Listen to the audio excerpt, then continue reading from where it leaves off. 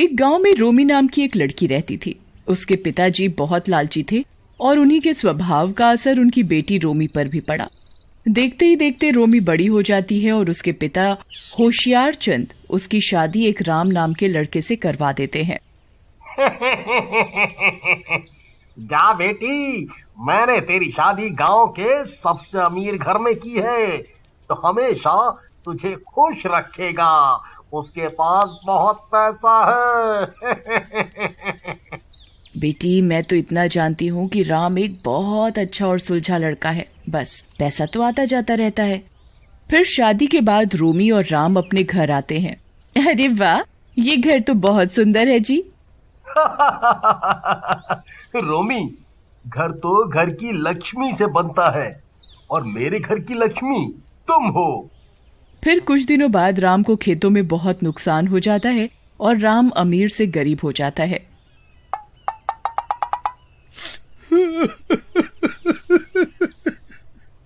और वो दोनों एक किराए के छोटे से मकान में रहने लगते हैं। कुछ समय बाद उनके 2 बच्चे राहुल और पिंकी होते हैं और एक दिन रोमी और राम दोनों बच्चों को स्कूल से लेकर घर आ रहे होते हैं। बच्चों, तुम घर जाओ, मैं अभी आती हूँ तुम्हारे पापा से बात करके। ठीक है माँ। क्या मामा करते रहते हो? मुझे मॉम ही बोला करो, अमीरों की तरह, समझे? कितनी बार तुम्हें समझाया है। चलो जाओ अब। क्या हुआ पत्नी जी, इतना गुस्सा क्यों करती हो? वारी किस्मत, ये क्या खेल दिखाया तूने? इस सादे से घर में तो मेरा दम घुटता है। पता नहीं कब पैसा आएगा हमारे पास। देखो ना जी, ना हमारे पास एसी है, ना बच्चों को अच्छे अंग्रेजी स्कूल में डालने के पैसे। अरे तुम परेशान क्यों होती हो? जरूरत का सब तो है हमारे पास। जिंदगी ठीक ही गुजर रही है। रहने दो जी, तुम्हें तो पैसा कमाना आता ही नहीं। उनकी ये सारी बातें पेड़ पर बैठी एक चुड़ैल सुन रही होती है। चुड़ैल तो मैं हूँ, लेकिन इस लड़की की हरकतें बिल्कुल चुड़ैल जैसी ही है। ये मेरे प्यारे से राम को कितना सुना रही है। इसे तो सबक सिखाना ही पड़ेगा। अरे रोमी, जितना है मैं तो उतने में खुश हूँ। तुम क्यों दुखी होती हो? समय हमेशा एक जैसा नहीं रहता। जैसे अच्छे दिन हमेशा नहीं रहे, वैसे ही बुरे दिन भी हमेशा नहीं रहेंगे। गुजारा करना ही काफी नहीं होता? ना ही घर में अच्छा फर्नीचर है, ना ही अच्छा घर, ना गाड़ी है, ना कहीं घूमने जा सकते हैं, ना अच्छे जेवर हैं। हर महीने वो घर का मालिक आ जाता है किराया मांगने। ये भी कोई जिंदगी है? हम तुम साथ हैं, ये कम थोड़ी है। चलो अब घर जाओ, मैं भी जा रहा हूँ काम पर। इतना बोलकर दोनों चले जाते हैं। ये कैसी औरत मिली है? इतना अच्छा और ईमानदार पति मिला है इस रोमी को, तो सिर्फ पैसा और ऐशो आराम ही चाहिए। अगले दिन राम खेतों पर काम करने के लिए निकलता है। अरे राम तो खेतों की तरफ ही जा रहा है। चुड़ैल राम के सामने जाती है। राम रुको। आई मम्मी, बचा लो। अरे मर गया रे, भागो रे। चुड़ैल, अरे मर गया रे चुड़ैल। अरे डरो नहीं, मैं तुम्हें कोई नुकसान पहुंचाने नहीं आई। तुम मुझे नहीं पहचान पा रहे, लेकिन मैं तुम्हें अच्छे से जानती हूँ। तुम्हारी बीवी तुम्हारे लायक नहीं है। तुम उसे छोड़ दो और मुझसे शादी कर लो। मैं तुम्हें रोज यहाँ आते जाते देखती हूँ। क्या बकवास कर रही हो? मैं अपनी बीवी से बहुत प्यार करता हूँ। हाँ, माना कि वो पैसों को ज्यादा जरूरी समझती है, लेकिन इसका ये मतलब नहीं है कि वो मुझसे प्यार नहीं करती है। इतना बोलकर राम वहाँ से चला जाता है। राम, तुम बचपन से ही इतने भोले क्यों हो? कोई बात नहीं, मैं तुम्हारे साथ कुछ गलत नहीं होने दूंगी। अगले दिन चुड़ैल एक सुंदर लड़की रीमा का रूप लेती है और रोमी से मिलती है। रोमी जी, मुझे आपसे बात करनी है। जी कहिए। आप मुझे नहीं जानती, लेकिन मैं आपको बहुत अच्छे से जानती हूँ और ये भी जानती हूँ कि आप बहुत परेशान हैं। देखो, मैं परेशान हूँ या नहीं, उससे तुम्हें क्या लेना देना? तुम काम बताओ जिसके लिए तुमने मुझे रोका है। हाँ, आई तो काम से ही हूँ, क्यों झूठ बोलूं। मैं आपके पति से बहुत प्यार करती हूँ। आप मेरी उनसे शादी करवा दो। वो तुमसे बहुत प्यार करते हैं, इसलिए उन्होंने मुझे मना कर दिया। अरे तेरी हिम्मत कैसे हुई मेरे पति के बारे में ऐसी बात करने की, वो भी मेरे से? और उनके 2 बच्चे भी हैं। तुम्हें पता नहीं क्या? तूने दोबारा ऐसा बोला तो मैं तेरी जुबान काट दूंगी, समझी? मना करने से पहले मेरी पूरी बात तो सुन लो। इसमें तुम्हारा भी फायदा है। अगर तुम अपने पति से मेरी शादी करवाओगी तो मैं तुम्हें बहुत सारा पैसा दूंगी। क्या बकवास है, मुझे पैसा नहीं चाहिए, तुम जाओ यहाँ से। सोच लो, मैं तुम्हें इतना पैसा दूंगी कि तुम गिनते गिनते थक जाओगी, लेकिन पैसे खत्म नहीं होंगे। गाड़ी, बंगला, हीरो का हार, सब कुछ। जो तुम मांगोगी वो दूंगी। बस तुम ही हो जो अपने पति को मुझसे शादी करवाने के लिए मना सकती हो। रोमी ये सब सुनकर दंग रह जाती है। चुड़ैल उसे एक बैग देती है। तुम्हें विश्वास नहीं तो ये लो बैग, ये हीरो और सोने के जेवरों से भरा हुआ है। देख लो, तुम अपने बच्चों को और पति को एक अच्छी जिंदगी दे सकती हो। रोमी जैसे ही बैग को खोलती है उसकी आंखें फटी की फटी रह जाती हैं। वो बैग सच में हीरे और सोने के जेवरों से भरा होता है। दया रे दया, इतना सोना, हीरे तो मैंने अपनी जिंदगी में नहीं देखे। लेकिन ये नकली तो नहीं है। चुड़ैल उसे एक बैग और देती है। ठीक है, ये ले लो एक और बैग। रोमी उस बैग को भी ले लेती है और खोलती है तो वो पैसों से भरा होता है।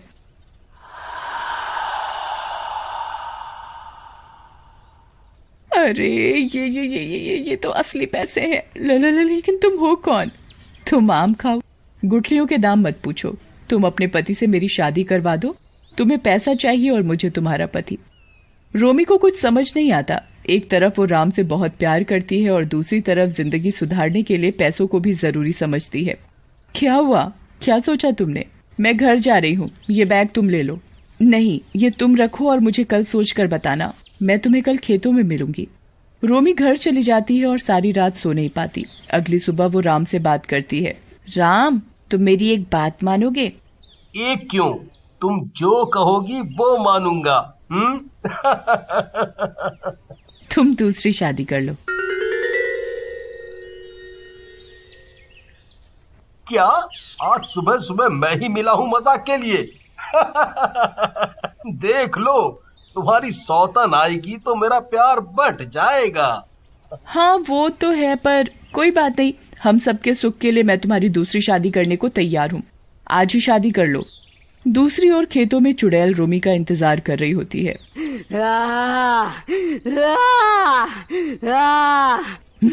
मुझे बहुत गुस्सा आ रहा है। पता नहीं ये रोमी कब आएगी।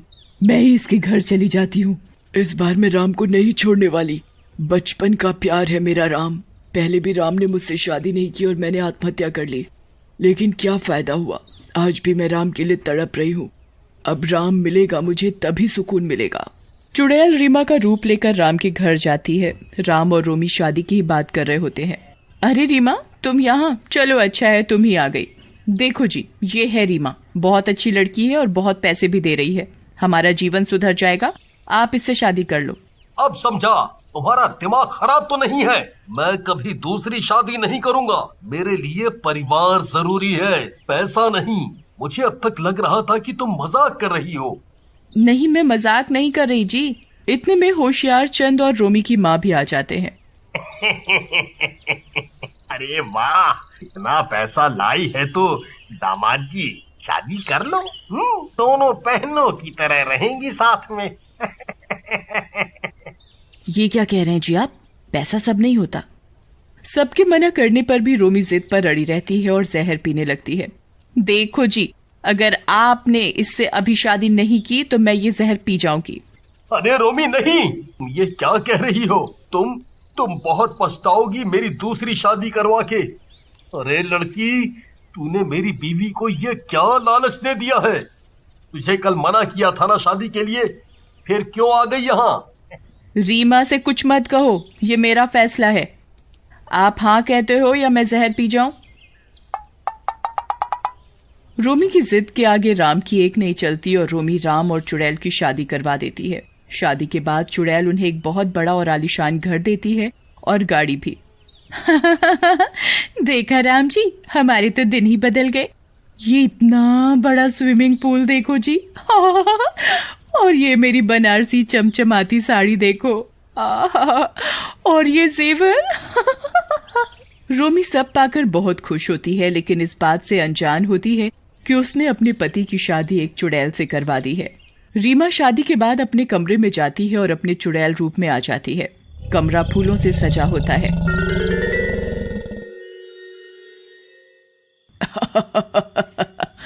मैंने जो चाहा वो मुझे आज मिल ही गया।